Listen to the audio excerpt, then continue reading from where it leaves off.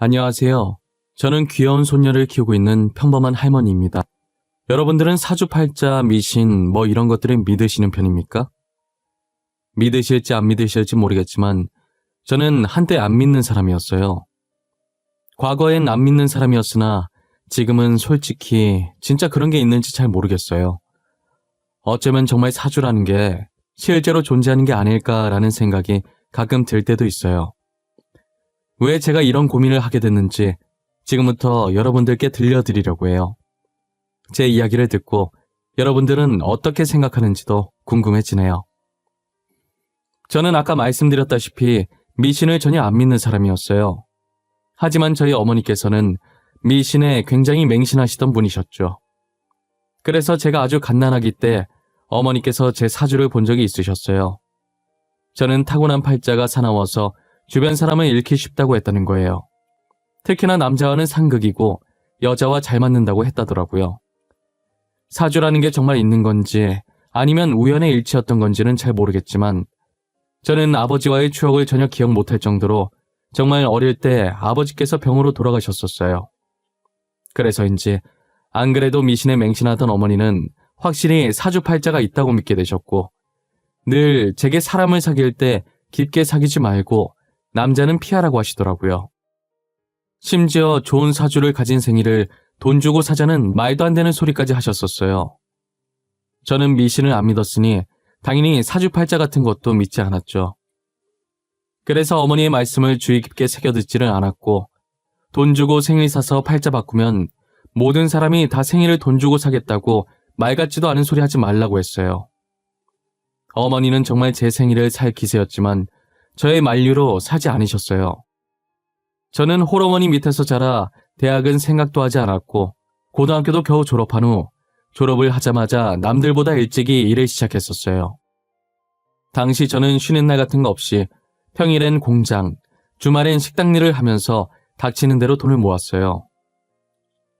거기다 낮에 식당을 열면 오전에 남는 시간도 아까워서 오전에만 가는 아르바이트를 구해서 일을 했었어요.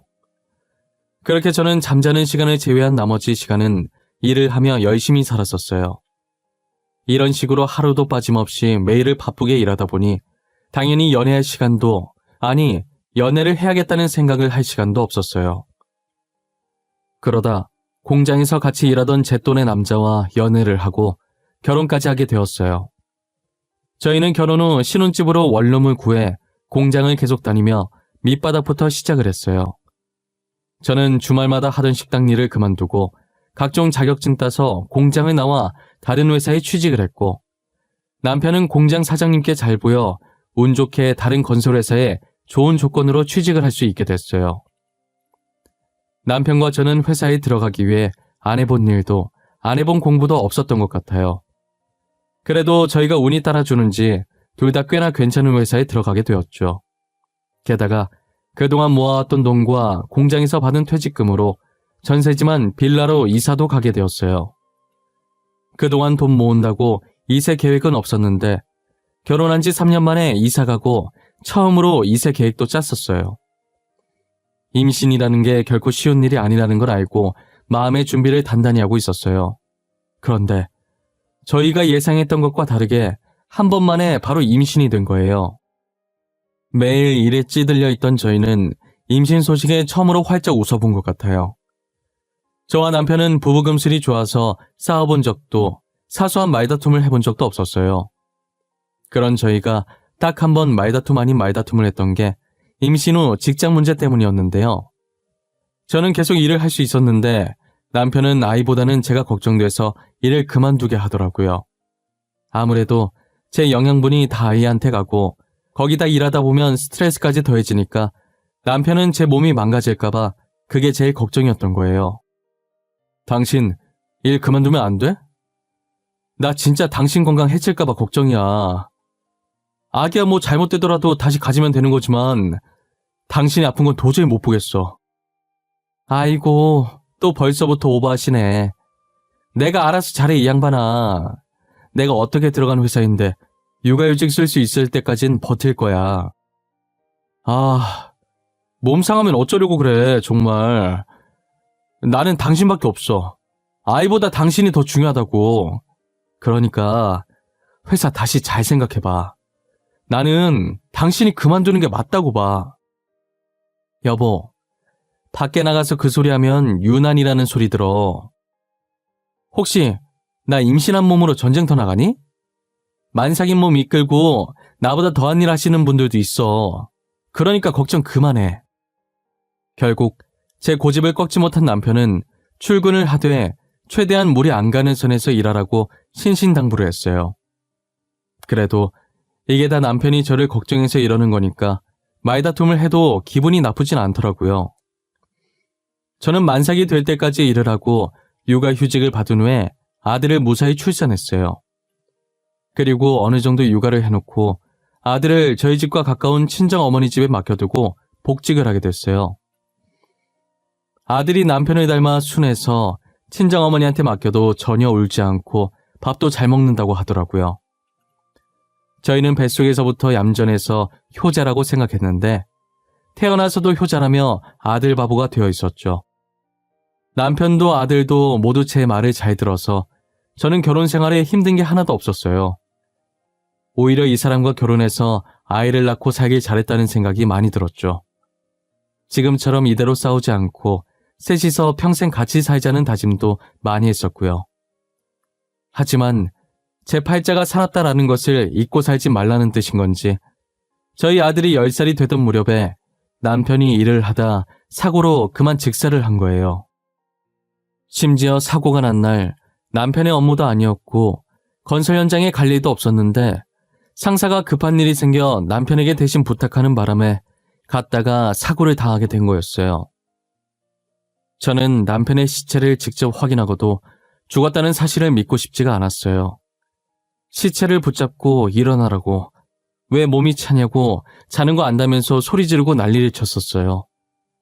하지만 남편은 정말 나쁘게도 끝까지 제 말에 대답을 해주지 않았고 눈을 뜨지 않았죠. 장례식장에서도 남편 영정사진을 보며 하염없이 눈물만 흘렸던 것 같아요. 저는 그때까지만 해도 제 팔자 때문에 남편이 죽었다는 생각을 해보지 않았어요. 아예 어머니께서 제 사주를 봤었다는 사실도 까맣게 잊고 있었죠. 그저 왜 이런 일이 제게 일어나는지 신세한탄만 했던 것 같아요. 남편 따라갈까 생각도 많이 했지만 어린 아들을 보니 그러지도 못하겠더라고요. 그래도 10살밖에 안 된 아들이 자기 딴에는 장남이라고 의젓하게 장남 노릇을 하고 있는 거예요. 울어서 지친 제게 다가와서 아무 말 없이 제 손을 잡는데 저 조망만한 손이 얼마나 의지가 됐는지 몰라요. 저는 이 아이를 봐서라도 이전보다 더 열심히 살아야겠다는 생각을 했어요. 이렇게 어린 아들도 담담하게 잘 버텨주고 있는데 제가 여기서 무너지면 안 되잖아요. 그리고 남편도 제가 본인 때문에 무너지는 걸 결코 바라지 않을 테고요. 저는 혼자서라도 열심히 아들을 키우기 위해 제 퇴직금과 집 전세금, 그리고 그동안 저희가 모았던 돈으로 뒤편에 조그만 방 하나가 딸린 가게를 구해서 일도 하고 생활도 하기 시작했어요. 남편 퇴직금과 사망보험금도 있었는데 그 돈은 차마 쓰질 못하겠더라고요. 그래서 제가 가지고 있던 모든 돈을 끌어모아서 겨우 가게를 구할 수 있었어요. 할 줄 아는 거라곤 음식 만드는 것뿐이라 분식집을 하게 되었어요. 싼 가격에 나온 가게라 기대도 안 했었는데 위치가 너무 좋은 거예요. 근처에 학교가 하나 있었고 학원도 군데군데 있어서 아이들이 자주 사 먹으러 왔었어요. 아이들 주머니 사정을 생각해서 최대한 싸게 팔았더니 장사가 잘 되더라고요. 학교 마치고 학원 마치고 허기진 배를 채우러 아이들은 늘 저희 분식점을 찾아왔죠. 그렇게 저는 분식집을 운영하며 아들을 키워왔어요. 아들은 성인이 될 때까지도 제게 반항 한번 하지 않았고 말대답했던 적도 없었어요. 항상 아들을 보면서 또래 애들답지 않게 투정도 부리지 않고 일찍 철이 들어 버린 것 같아 미안했어요. 고등학교 졸업하고 바로 일해서 제게 보탬이 되고 싶다고 하는 걸 얼마나 말렸는지 몰라요. 지금 성적도 좋은데 이대로 대학을 포기하는 건 너무 아쉽다고, 대학을 가야 더 좋은 곳에 취업할 수 있다고 달래고 또 달랬었죠. 어머니, 저 졸업하면 바로 일 시작할 거예요. 이제 성인이니까 저도 어머니께 조금이나마 보탬이 되어드리고 싶어요. 그게 무슨 소리야. 일을 하겠다니.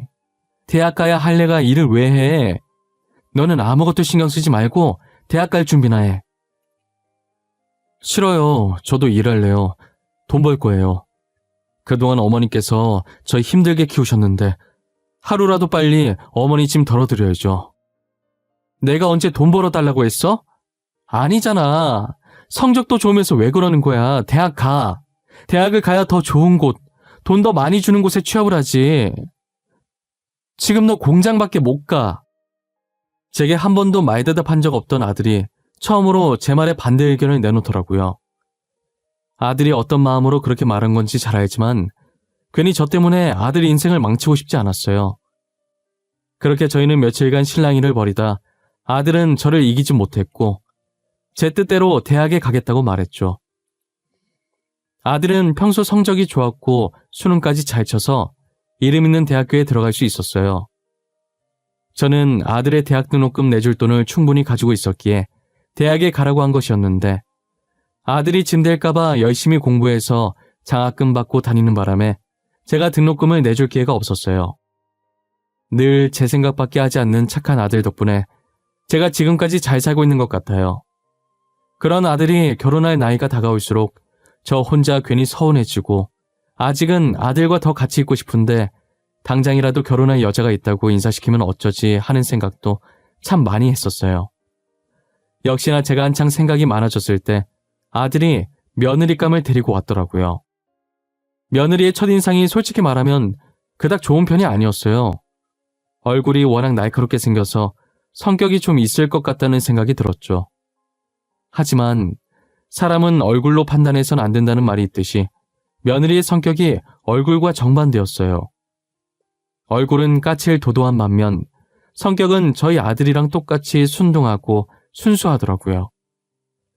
제가 그냥 보내는 건 아닌 것 같아서 음식이라도 좀 내오려고 하면 제 뒤를 졸졸 따라다니며 자기가 뭐라도 도우려고 하는 모습이 너무 귀엽고 이뻐 보였어요. 어머님, 혹시 제가 도와드릴 건 없을까요? 저 과일 내놓으시려고 꺼내신 거죠? 그거 제가 들고 나갈게요. 저 반찬들도 식탁에 올려놓으면 되죠? 아이고, 괜찮아요. 내가 할게요. 손님은 대접을 받아야지. 이런 거에서 쓰나. 내가 할 테니까 우리 아들 옆에서 편하게 앉아있어요. 어른이 이렇게 바삐 움직이고 계신데 제가 감히 어떻게 가만히 있어요. 괜찮으니까 편하게 시켜주세요, 어머님. 괜찮다니까 그러네. 그럼 아가씨는 앉아있어요. 차라리 내가 아들 시킬게. 아가씨도 남의 귀한 집 자식인데 시켜 먹으면 안 되지. 그래, 내가 할게. 저기서 쉬고 있어. 손님이 무슨 일을 해. 엄마, 이거 가지고 나가면 되는 거지. 필요한 거 빼놓으면 내가 가지고 나갈게. 아이, 그래도 그럼 밥이랑 수저만 내가 가지고 나갈게. 이건 나도 양보 못해. 어머님, 밥은 저한테 주세요. 얻어먹는데 하나라도 도와야 제 마음이 편해요. 제게 잘 보이려고 일부러 가식을 떠는 게 아니라 원래 본인의 모습이라는 게 느껴졌어요. 밥을 먹으며 이런저런 얘기를 했는데 며느리가 저희 아들처럼 홀아버지 밑에서 자란 아이였더라고요. 아버지께 교육을 어찌나 잘 받았는지 말과 행동이 요즘 애들 같아 보이지 않았고 홀어머니 밑에서 자라 철이 일찍 든 저희 아들이랑 비슷한 게 끼리끼리 잘 만났다는 생각이 들었어요. 저는 이런 아이라면 결혼도 하고 둘이서 평생 싸울 일 없겠다 싶어서 바로 결혼을 허락했어요. 그날 며느리와 함께했던 건 잠깐의 시간이었지만 그 시간 동안 서로를 배려하는 모습이 정말 보기 좋았어요. 결혼하고 며느리는 저와 같이 살기를 원했지만 제가 한사코 반대를 했고 같이 살지 못한다면 일이라도 도와드리고 싶다고 하길래 저는 며느리 고집을 꺾지 못하고 결국 같이 일을 하기 시작했어요. 눈치도 빠르고 손도 얼마나 야물딱지던지 제가 따로 손댈 구석이 하나도 없었어요. 주변에서 며느리와 있으면 자주 부딪힌다는 말을 자주 들었어서 걱정을 많이 했었는데 걱정과 달리 저는 며느리와 사이좋게 행복하고 재미있게 일을 했던 것 같아요. 그리고 며느리가 손자와 손녀까지 낳아서 저희 집엔 아이든 어른이든 웃음소리가 끊이질 않았죠. 저희 가족들 중에 누구 하나 화내는 성격이 없어서 항상 평화로웠어요. 이 평화로움이 평생 지속되길 바랐지만 저희의 평화가 깨지는데 5년이라는 시간밖에 걸리지 않았어요. 저희 큰 손자가 5살이 되던 무렵이었는데요. 저와 며느리는 여느 때처럼 가게에서 일을 하고 있었어요. 그때 주머니 안에 넣어둔 전화가 요란하게 울렸지만 그날따라 손님이 많아서 전화 받을 틈이 없었죠. 어느 정도 사람들이 빠졌을 때 물 마시며 숨을 돌리려는 순간에 다시 전화가 울리더라고요. 번호도 확인 안 하고 받았는데 병원이라고 저희 아들이 사고를 당했는데 위급하다고 하는 거예요. 저는 그대로 휴대폰을 떨어뜨리고 정신이 풀린 채로 허겁지겁 병원으로 달려갔어요. 며느리가 뒤에서 어디 가냐며 저를 불렀지만 제 귀에 들리지 않았어요. 병원으로 가는 택시 안에서도 제발 사람만 있어달라고 기도하고 또 기도했죠. 저는 택시 내리면서 신발 한 짝을 떨어뜨린 것도 모른 채 병원 안에서 아들을 찾아다니기 바빴어요. 하지만 병원에 도착하니 이미 아들은 숨을 거둔 뒤였고 저를 반기는 건 흰천을 뒤집어 쓴 아들이었어요.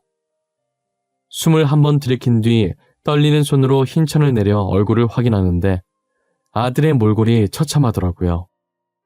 저는 다리에 힘이 풀려 그대로 주저앉아 아무 말도 못하고 눈물만 흘리고 있었어요.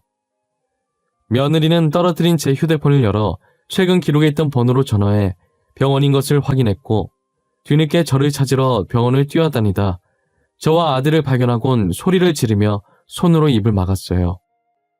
제가 정신을 못 차리고 있자 며느리가 침착하게 의사에게 무슨 상황이냐고 물어보더라고요. 선생님, 저희 남편 어떻게 하다가 이렇게 된 건가요? 교통사고 난 건가요? 한 아이가 공을 떨어뜨려서 주우러 갔는데 갑자기 아이 쪽으로 화물차가 오는 바람에 환자분께서 아이를 구하려고 뛰어드셨어요. 그러다 이렇게. 그럼 그 자리에서 직사한 건가요? 저희 남편 살 가능성은 하나도 없었던 거예요? 병원에 왔을 당시 의식이 살짝 있으셨고 만약 수술을 했다면 살 가능성이 희박하게 남아 있었지만 저희가 수술 동의서를 작성하지 않으면 수술을 진행하지 못합니다. 그래서 몇 번이나 전화를 드렸었는데 저희 아들은 손자와 비슷한 또래의 아이를 구하려다 사고를 당해 세상을 떠나버리고 말았어요. 만일 수술을 했다면 낮은 확률이긴 하지만 그래도 살 가능성이 있었는데 저희가 일한다고 전화를 받지 못해 아들을 살릴 기회조차 날려버린 것이에요. 그날 전화만 받았다면 수술이라도 받아왔을 텐데 제가 아들을 죽인 거나 마찬가지였어요. 의사의 말을 듣고 주먹으로 제 가슴을 얼마나 쳤는지 몰라요. 내가 전화만 받았어도 우리 아들 내가 죽인 거야. 전화 받았으면 이렇게 안 갔어. 분명 살았을 거야. 내가 죽였어. 내가 우리 아들을.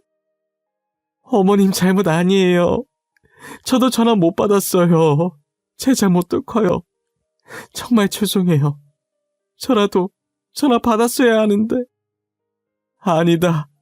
내 잘못 맞아. 내 새끼 이렇게 죽어가는 줄도 모르고 그놈의 돈이 뭐라고. 돈 벌려다가 내가 내 새끼 죽인 거야. 수술도 못 해보고 떠나보냈어. 저와 며느리는 끌어안고 아들이 저렇게 된 건 서로 자기 탓이라며 울었어요. 아들이 살리고 떠난 아이의 부모님은 저희를 찾아와 죄송하다고 그리고 감사하다고 고개를 숙였어요. 모든 장례식 비용을 지불하겠다고 무슨 말로도 위로가 안 되겠지만 정말 죄송하다며 울었어요. 저는 그 아이의 엄마 손을 잡으며 저희 아들이 살린 귀한 목숨이니 아이를 소중히 키워달라고 제 아들이 바친 목숨이 아깝지 않게 잘 키워달라고 하니 아이의 엄마는 울면서 고개를 끄덕였어요. 저와 며느리는 아들의 마지막 배웅을 해준 후 가게로 돌아왔어요. 정말 추억이 많은 장소지만 아들을 죽인 장소나 마찬가지인 이 가게에 더 이상 있고 싶지가 않았어요. 결국 저는 가게를 다른 사람에게 팔아버렸고 그 돈으로 혼자 살 만한 조그만 집을 구했어요. 며느리는 자신의 집에서 살라고 했지만 이제 남편도 없는데 더 이상 시어머니까지 모실 필요가 없으니 저는 며느리의 제안을 완강히 거절했어요. 혹시나 제가 다른 생각을 하지 않을까 걱정됐는지 며느리는 수시로 저희 집을 들려서 제 안부를 묻고 이것저것 필요한 게 없는지 꼼꼼하게 본 뒤 챙겨주곤 했어요. 그러다 문득 저는 저희 어머니께서 예전에 제게 말씀해 주셨던 사주가 생각이 난 거예요. 너는 항상 조심해야 돼. 그 무당이 너 팔자 사납다고 조심해야 된다더라. 주변 사람 잃기 십상이래. 너 때문에 죄 없는 사람들이 죽을 수도 있어. 죽기까지요. 알겠어. 조심할게 엄마. 그 말 지금 몇 번째인 줄 알아? 귀에 딱지 앉을 것 같아. 그러니까 그만해. 내가 알아서 잘할게. 너는 남자랑 안 맞다고 하니까 나중에 결혼하면 남편한테도 조심하라고 하고 자식으로 아들 낳으면 아들한테도 조심하라고 일러. 알겠어? 알겠다고 엄마. 이제 제발 그만 좀 해. 지겨워 죽겠어. 꿈에서도 그 소리 들릴 것 같아. 진짜 진절머리나. 걱정되니까 그렇지. 네 아빠도 죽었잖냐. 그 무당 용하다고 소문났어. 그 사람이 말한 것 중에 틀린 거 하나도 없었다더라니까. 지금 엄마 말은 내 팔자 때문에 아빠가 병 생겨서 죽었다는 말이야? 그럼 내가 아빠 죽인 거냐고. 무슨 말 같지도 않은 소리야? 당시엔 미신, 사주팔자 같은 거 믿지 않아서 지금까지 무심결에 넘어갔었는데 아버지의 남편의 아들까지 죽고 나니 정말 제 사주 때문에 이렇게 된 건가 싶더라고요. 저는 손자를 살리기 위해서라도 며느리를 멀리해야겠다는 생각이 들었어요. 하지만 며느리는 제 말을 듣고도 그런 게 어디 있냐며 저를 멀리하지 않으려고 했죠. 제가 아무리 말해도 멀리할 것 같지 않아 저는 며느리에게 말하지 않고 이사를 가버렸어요. 그렇게 며느리와 연을 끊은 지 3년이라는 시간이 지났던 것 같아요. 이제 혼자의 생활이 익숙해질 때쯤 누군가 저희 집 배를 누르더라고요. 저는 택배인가 싶어 확인도 안 하고 문을 열어주었는데 문 앞에 며느리가 서 있는 거예요. 놀라서 인사도 못하고 있는데 며느리는 며칠 동안 있다 갈 거라고 하면서 저희 집으로 들어오더라고요. 아이들은 어떻게 하고 왔냐고 하니 친정 아버지께 맡기고 왔다고 하는 거예요. 제가 가란다고 해도 안 갈 게 뻔했기 때문에 일단은 차를 한 잔 꺼내줬어요. 여기까지는 어떻게 알고 온 거야? 혹시 누가 알려줘서 왔니? 내가 여기서 지내는 거 아는 사람 몇 없을 텐데. 친구분한테 3년간 졸라서 알아낸 거예요. 제가 3년 동안 찾아가서 물어봤는데 모른다고 하시면서 끝까지 안 알려주시더라고요. 왜 그렇게까지 하는 거야? 나 이제 너랑 아무 사이도 아니잖아. 우리 아들도 죽고 없는데 너라도 새 출발 시작해야지. 어떻게 저희가 아무 사이가 아니에요? 저희 아이들의 할머니잖아요. 핏줄이잖아요. 저희가 이혼해서 떨어진 것도 아닌데 왜 남처럼 행동하세요? 저는 계속 어머님 대접해드릴 거예요. 내가 저번에도 말했잖니. 나랑 있으면 손자가 위험해진다고. 나는 손자 지키기 위해서 일부러 너랑 연을 끊은 거야. 솔직히 저는 그런 거 모르겠어요. 전 사주팔자 같은 거 안 믿거든요. 그런 건 제가 만들어가기 나름이죠. 저희 같이 만들어 나가요. 우리 같이 가요, 어머님.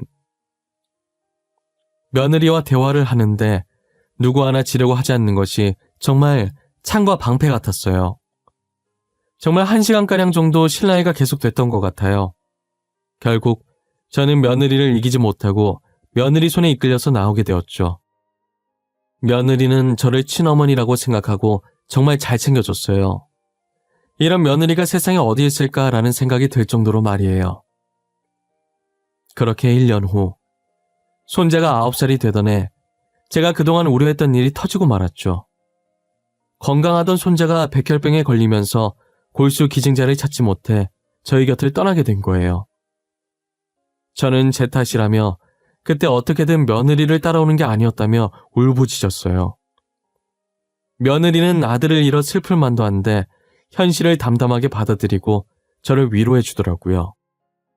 내가 뭐라고 그랬어. 손자도 위험해질 거라고 했잖아. 그냥 나 혼자 살게 냅두지 왜 그랬어? 왜? 나만 없었으면 손자 안 죽었을 거야. 그게 무슨 말이에요? 어머님 잘못 하나도 없어요. 그냥 제 아들 명이 딱 이 정도까지였던 거예요. 어머님 사주랑은 아무 상관이 없어요. 어떻게 상관이 없어? 나는 사주에 나왔던 것처럼 어렸을 때부터 내 주변 남자들이 죽었어. 아빠도 죽고 남편도 죽고 아들에 이제 손자까지. 사주 그대로 흘러가고 있다고. 어머님, 정말 사주대로 가는 거라면 저는 어머님께서 돌아가셨어야 해요. 그런데 이렇게 건강히 잘 사고 계시잖아요. 사주 이런 거 다 거짓말이에요. 상술이라고요. 알고 보니 며느리도 어렸을 때 사주를 봤는데 저처럼 팔자가 사납다고 했다더라고요. 제가 남자와 안 맞다고 나왔듯이 며느리는 손이 여자랑 안 맞다고 했다는 거예요. 처음엔 며느리도 어머니와 고모가 돌아가셔서 믿었다고 하더라고요. 그런데 제가 이렇게 건강히 살아있으니 사주팔자 그런 거 다 거짓말이라는 생각이 들었대요. 그래서 자신은 거기에 얽매이지 않으려고 했고 저도 그런 말에 휘말리지 않게 하고 싶었대요. 제 사주가 어떻게 나왔든 사람들은 주어진 명대로 사는 거라고 자기 탓으로 돌리지 말라고 하더라고요. 사람이 죽는다는 게 그렇게 말처럼 쉬운 것도 아니고 며느리가 하는 말도 맞는 것 같은 거예요. 아버지, 남편, 아들, 손자의 죽음은 제가 어떻게 할 수 없는 사고였고 병이었으니까요. 정말 사주팔자라는 게 있다면 이 세상 모든 사람들이 다 좋은 사주 샀을 거라고 하더라고요. 예전에 제가 어머니에게 했던 말을 며느리가 그대로 해서 놀랐었어요. 애당초에 사주를 돈으로 사고 팔 수 있다는 게 말이 안 되잖아요. 그래서 저는 더 이상 사주에 얽매이지 않아야겠다고 생각했어요. 손자의 마지막 가는 길을 본 후 며느리와 저는 일상으로 돌아왔어요. 며느리는 여전히 저를 자신의 친어머니처럼 잘 챙겨주며 살고 있어요. 저도 며느리를 딸 삼아 아들에게 못해줬던 것들을 해주고 있죠. 이 일이 있었던 것도 벌써 15년 전 일이네요. 현재 며느리는 저희 추억이 가득 담겨있는 분식점을 다시 매입해 계속 운영 중이고 제 손녀는 건강히 자라 이제 곧 성인을 앞두고 있어요. 자기 아빠 닮아 공부를 잘했던 손녀는 의대를 가려고 준비 중이에요. 저는 이제 손녀도 다 키웠겠다, 노후를 즐기려고 계획을 세우고 있고요. 예전에 몸을 혹사시키며 일했던 게 이제야 탈이 나서 지금 제 몸에 안 아픈 곳이 없었어요. 그나마 다행인 게 암이나 큰 병은 없었고 연골같이 나이 들면 아픈 곳들이 짜잘하게 아팠어요. 그래서 치료를 받으러 병원을 왔다 갔다 하는데 누군가 저를 발견하고 제 손목을 잡는 거예요. 김철용 씨 어머님 아니세요? 혹시 저 기억 안 나세요? 김철용 씨께서 20년 전에 저희 애 구해주셨잖아요. 그때 애기 엄마시구나. 이제 나이가 있어서 사람 얼굴을 잘 까먹네요. 안녕하세요. 어떻게 여기서 다 만나네요. 잘 지내셨어요? 저희 아드님 덕분에 아들과 잘 지냈지만 어머님은 어떻게 지내셨어요? 제가 어머님 안부 묻는 것도 정말 실례네요. 실례될 게 뭐가 있어요. 저도 잘 지냈어요. 그런데 병원에 어쩐 일이세요? 어디 아프신가? 저희 아들이 이 병원에 근무하거든요. 아드님이 살려주신 저희 아들 지금 잘 컸어요. 어머님 말씀처럼 저희가 소중히 잘 키웠어요. 나중에 아드님 만나면 떳떳하게 말할 수 있을 만큼요. 제 손목을 잡아챈 건 다름 아닌 저희 아들이 살린 아이의 엄마였어요. 저는 20년이라는 세월이 흘러 이미 아이의 엄마 얼굴을 잊은 지 오래였지만 아이의 엄마는 한순간도 제 얼굴을, 아들 이름을 잊은 적이 없다고 하더라고요. 그리고 늘 제가 한 말을 가슴속에 새기고 아이를 열심히 키우려고 애썼다고 했어요. 그런데 인연이라는 게 무서운 게 어떻게 많은 병원 중에 제가 다니는 병원 의사가 되었을까요? 저와 아이의 엄마는 어떻게 이런 인연이 다 있냐며 신기해했죠. 저는 아이의 엄마와 연락처를 교환해 종종 연락을 하곤 해요. 안 그래도 된다고 했는데 계속 음식 같은 것들을 제게 선물로 보내기도 했죠. 아들이 맺어준 좋은 인연들 덕분에 제 노후는 든든한 것 같네요. 며느리도 아이의 엄마도 이렇게나 저를 챙겨주니 말이에요. 이 행복도 언제까지 갈 수 있을지 모르겠지만 15년간 아무 일 없었던 것처럼 앞으로도 제 주위에 있는 인연들과 아무 탈 없이 잘 지냈으면 좋겠습니다. 제 사연은 이렇게 마치려고 합니다. 이 사연을 보시는 모든 분들도 부디 건강하시고 행복하셨으면 좋겠어요. 사주팔자에 얽매이지 마시고 본인 삶은 본인이 만들어 나가셨으면 좋겠습니다. 저도 남은 생 행복하고 즐겁게 살도록 노력할게요. 감사합니다.